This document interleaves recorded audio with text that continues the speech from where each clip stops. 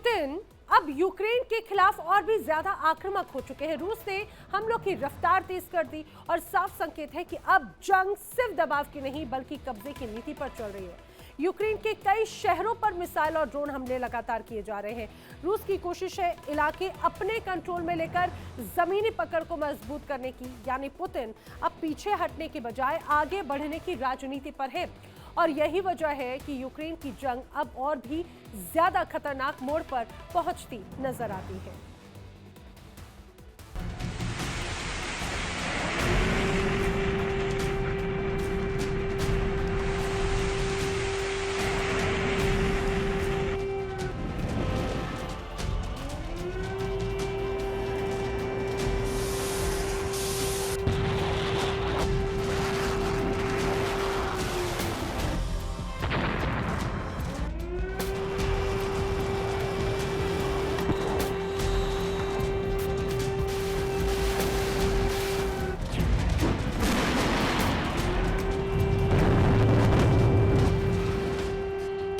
अब ये साफ होता जा रहा है कि रूस यूक्रेन जंग को रोक पाना ट्रंप के बस की बात नहीं है।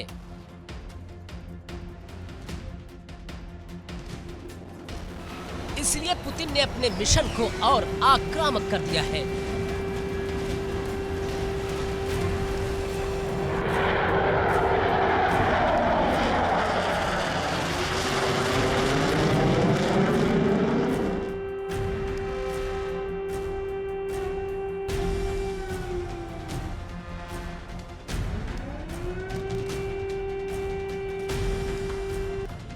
यानी यूक्रेन पर रूसी शासन यही पुतिन का एंड गेम है और इसकी सबसे बड़ी गवाही आज फिर कीव से लेकर यूक्रेन के कई शहर दे रहे हैं।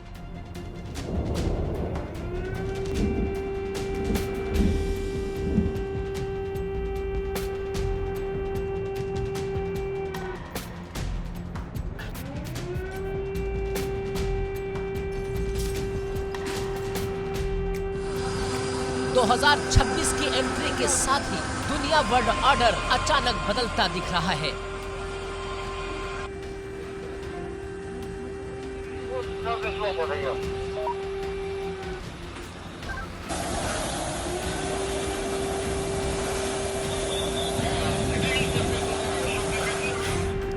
जो अमेरिका कल तक युद्ध खत्म करवाने की कस्में खा रहा था, आज वही सुपर पावर खामोश दिखाई दे रहा है। और इसी खामोशी के बीच रूस ने यूक्रेन पर अब तक के सबसे बड़े ताबड़तोड़ हमलों में से एक को अंजाम दिया।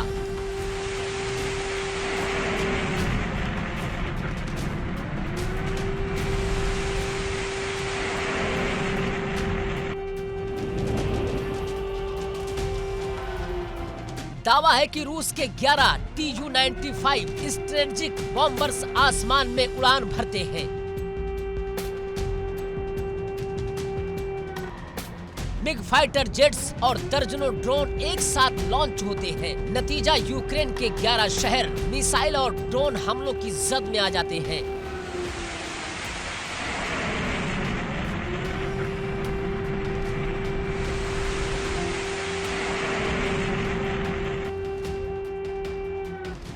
कीव, खार्किव, ओडिशा और कई अहम शहर एक बार फिर दहल उठते हैं। ये हमले सिर्फ सैन्य नहीं थे, ये हमले एक संदेश थे।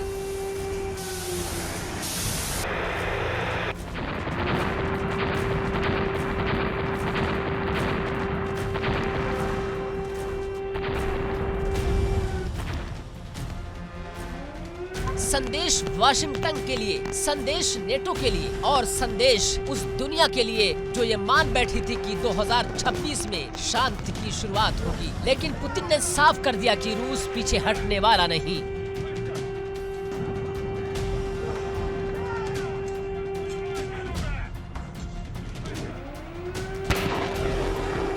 कल तक रूस यूक्रेन युद्ध की वजह स्ट्रेटेजिक थी, नेटो विस्तार, डोनबास और क्रीमिया, लेकिन अब वजह बदल चुकी है।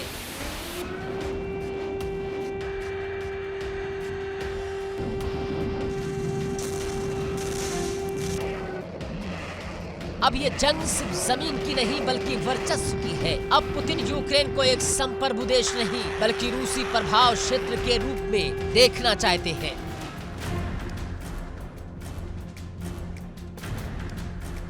सबसे बड़ा सवाल, डोनाल्ड ट्रंप कहाँ है? वो ट्रंप जो चुनाव से पहले कहते थे कि 24 घंटे में युद्ध रुकवा देंगे। वो अमेरिका जो अब तक सीज फायर का चेहरा था, आज वो डिप्लोमेटिक बैकफुट पर नजर आ रहा है। क्या अमेरिका यूक्रेन से धीरे धीरे हाथ खींच रहा है? क्या यही वजह है कि पुतिन के हौसले आसमान छू रहे हैं? डिफेंस एक्सपर्ट मानते हैं कि ये हमले सिर्फ यूक्रेन के खिलाफ नहीं, ये हमले पोस्ट अमेरिकन वर्ल्ड ऑर्डर का इशारा है, जहां रूस और चीन खुलकर अपने कदम आगे बढ़ा रहे हैं और पश्चिमी ताकतें रिएक्टिव मोड में फंसती जा रही हैं।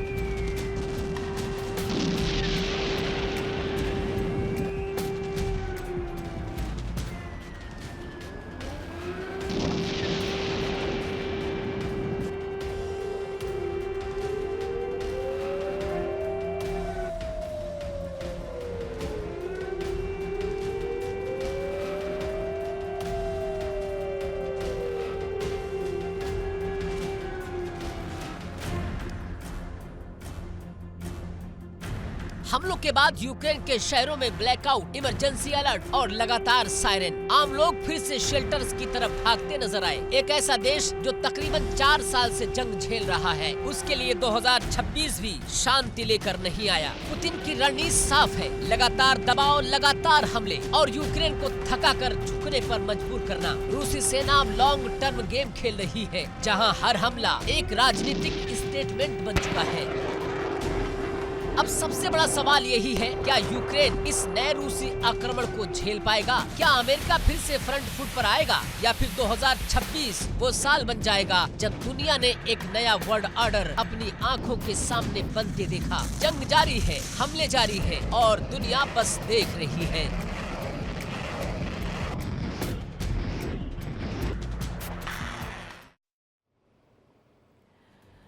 और आक्रमण में अब बारी है अगली बड़ी खबर की। रूस यूक्रेन जंग से जुड़ी हुई बड़ी वॉर ब्रेकिंग। जिस तरह से रूस ने ताबड़तोड़ हमले किए तो यूक्रेन ने भी दिया है मुंहतोड़ जवाब। यूक्रेन ने रूस के हमलों का जवाब दिया। यूक्रेन का रूस के तेल डिपो को सीधे ये कहा जो निशाना बनाने का वीडियो सामने आया, जिसमें हमले के बाद तेल डिपो में भीषण आग लग गई। आप समझिए, तेल डिपो, ऑयल रिफाइनरीज जो लगातार बड़ी रीढ़ है खासतौर से रूस के लिए भी। अब इसीलिए यूक्रेन ने सीधे टारगेट किया है तेल डिपो पर। और देखिए किस तरह से यहाँ पर सिर्फ और सिर्फ तबाही का मंजर नजर आता है।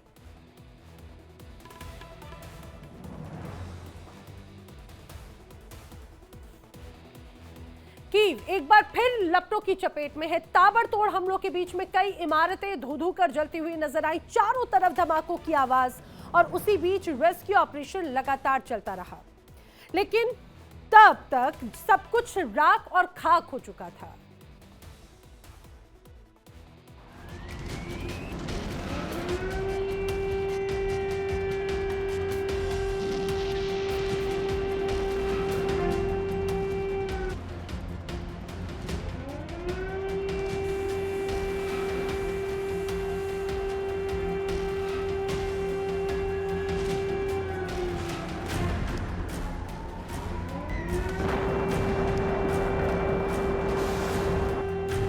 यूक्रेन की राजधानी एक बार फिर युद्ध के सबसे खतरनाक दौर से गुजर रही है। रूस ने इस बार हमलों की हदें पार कर दी।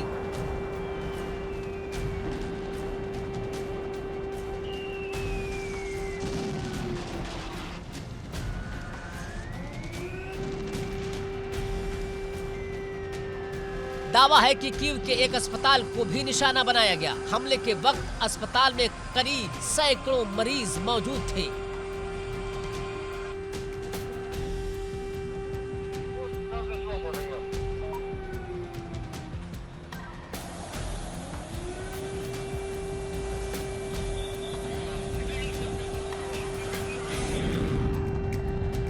यूक्रेनी प्रशासन के मुताबिक इन हमलों में कम से कम 2 लोगों की मौत और कई घायल होने की खबर है।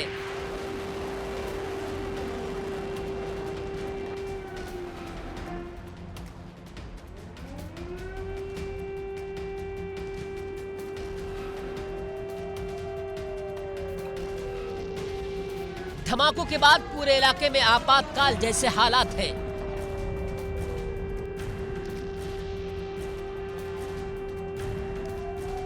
रेस्क्यू टीमें मलबे के बीच घायलों को निकालने में जुटी रही। सायरन, ब्लैकआउट और डर के साए में कीव की रात कटी।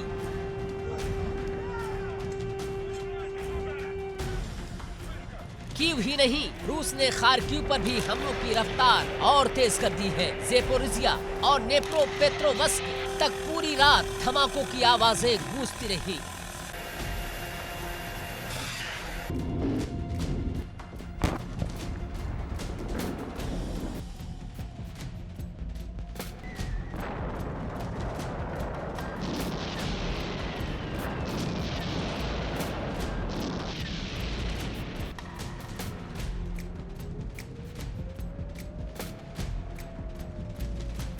मिसाइल और ड्रोन हमलों से कई इलाके दहल उठे। रिपोर्ट्स के मुताबिक रूस ने इस हमले में हाइपरसोनिक मिसाइल किंजल का इस्तेमाल किया है। इसके अलावा इस्कंदर मिसाइलें भी दागी गई। फ्रंट लाइन इलाकों में गाइडेड बमों से हमले किए गए।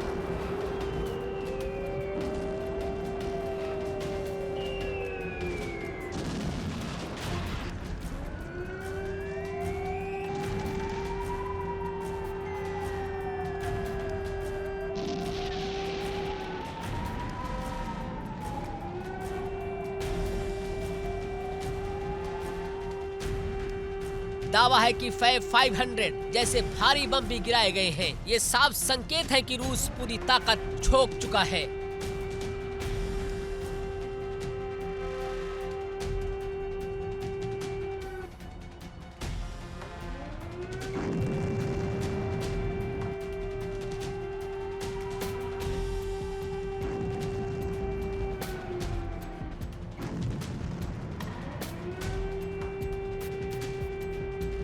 पूर्वी यूक्रेन में हालात और भी गंभीर हैं। डोनेस्क और सूमी में लगातार हमलों के बीच कोहराम मचा हुआ है। सूमी में रूस की ग्राउंड फोर्स इलाके खाली कराने का मिशन चला रही है। कई जगहों से लोगों को अपने घर छोड़ने पर मजबूर होना पड़ा है।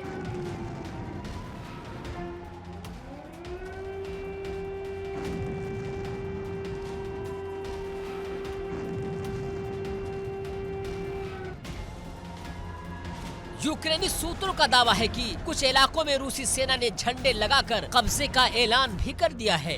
हालांकि इन दावों की स्वतंत्रता पुष्टि अभी नहीं हो पाई है।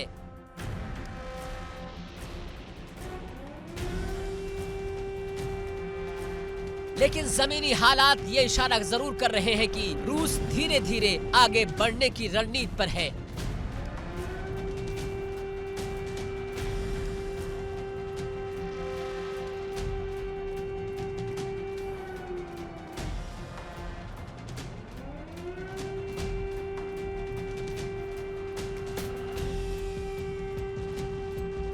जानकार मानते हैं कि रूस ने मौके की नजाकत को भांपते हुए हमलों का अभियान तेज कर दिया है। लगातार दबाव, लगातार हमले और यूक्रेन की रक्षा क्षमता को थकाने की कोशिश।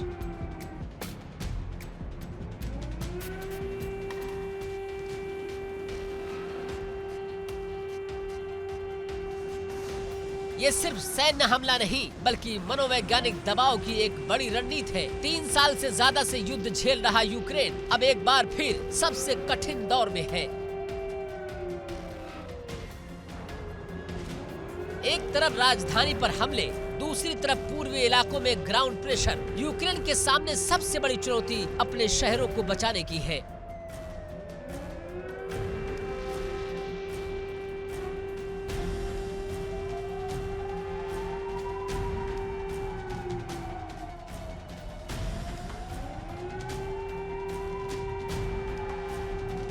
सवाल यही है, क्या यूक्रेन इस तेज होते रूसी आक्रमण को रोक पाएगा? क्या अंतर्राष्ट्रीय दबाव रूस की रफ्तार कम कर पाएगा? या फिर ये हमले युद्ध के एक और खतरनाक अध्याय की शुरुआत है?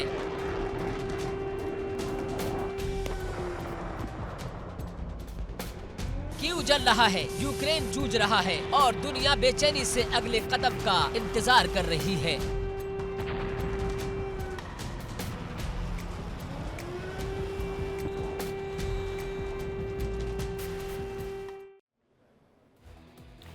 और खार्किव, जहां पर यूक्रेन के पलटवार की कोशिश नाकाम हो गई। यूक्रेनी सेना को जिस जवाबी कार्रवाई की उम्मीद थी वो रूस के सटीक और आक्रामक हमलों के आगे टिक नहीं पाई।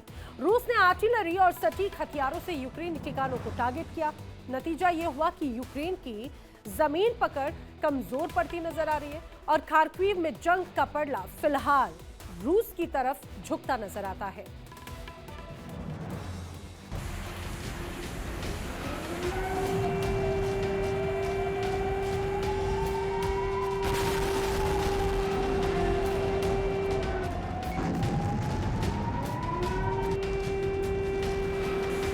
खार्किव में जंग का पलड़ा फिलहाल रूस की तरफ झुकता दिखाई दे रहा है।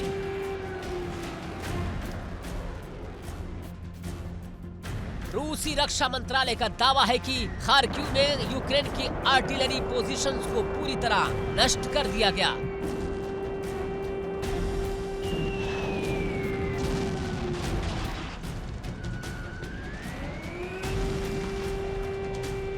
यूक्रेनी तोपखानों पर सीधे और गाइडेड हमले किए गए।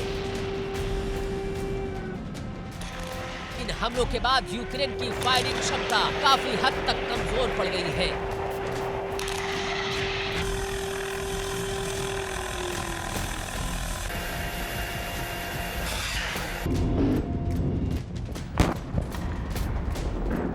खार्किव में रूस ने गाइडेड बमों की झड़ी लगा दी। इसके साथ ही रूसी ड्रोन और ज्यादा घातक हो चुके हैं। ड्रोन के जरिए पहले टारगेट की पहचान,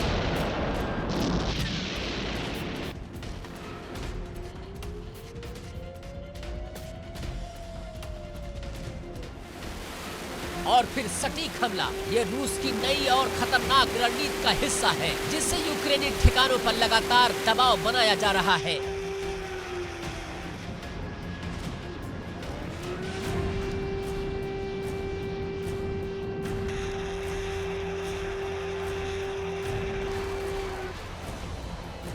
दूसरी तरफ ज़ेपोरिज़िया में रूस का कब्जा मिशन अपने चरम पर है। दावे के मुताबिक ज़ेपोरिज़िया के कुछ और इलाकों पर रूसी सेना ने कब्जा कर लिया है। इन इलाकों में रूसी झंडे लगाए जाने के दावे भी सामने आ रहे हैं।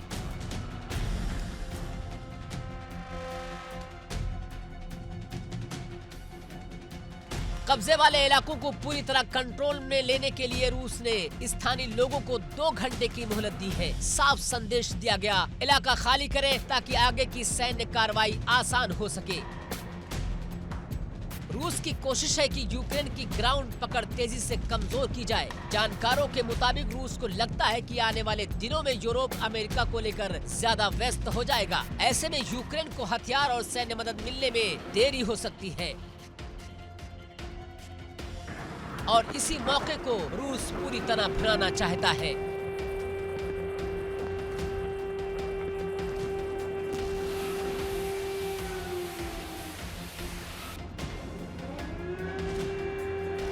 रूस की रणनीति साफ है, हथियार आने से पहले ही यूक्रेन को इतना कमजोर कर दिया जाए कि वो घुटने टेकने को मजबूर हो जाए।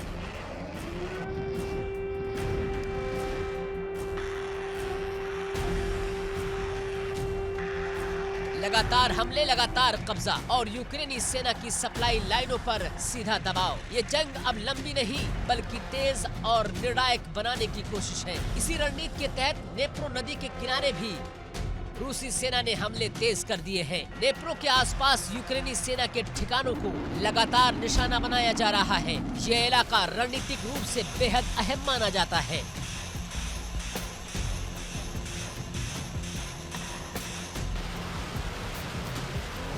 रिपोर्ट्स के मुताबिक इन हमलों में यूक्रेनी सेना के कई बख्तरबंद वाहनों को नुकसान पहुंचा है। कुछ जगहों पर यूक्रेनी यूनिट्स को पीछे हटना पड़ा है।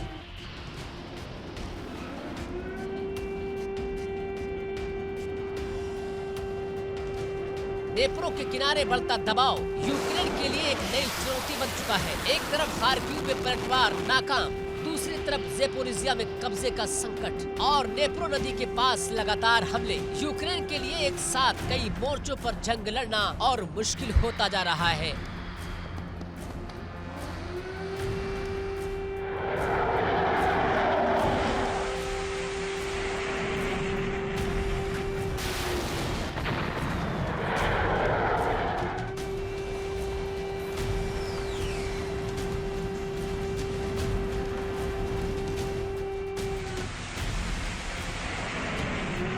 सैन्य विश्लेषकों का मानना है कि रूस अब किसी एक शहर पर नहीं बल्कि पूरे फ्रंट पर दबाव बनाने की रणनीति पर है, ताकि यूक्रेनी सेना कहीं भी पूरी ताकत के साथ डट ना सके।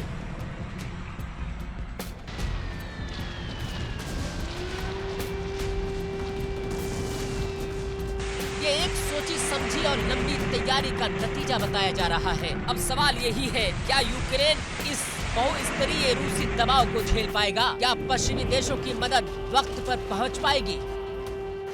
या फिर रूस की ये रणनीति युद्ध की दिशा हमेशा के लिए बदल देगी? खार्किव से ज़ेपोरिज़िया तक, नेप्रो नदी के किनारे तक जंग और तेज हो चुकी है और पूरी दुनिया की निगाहें अब अगले कदम पर टिकी है।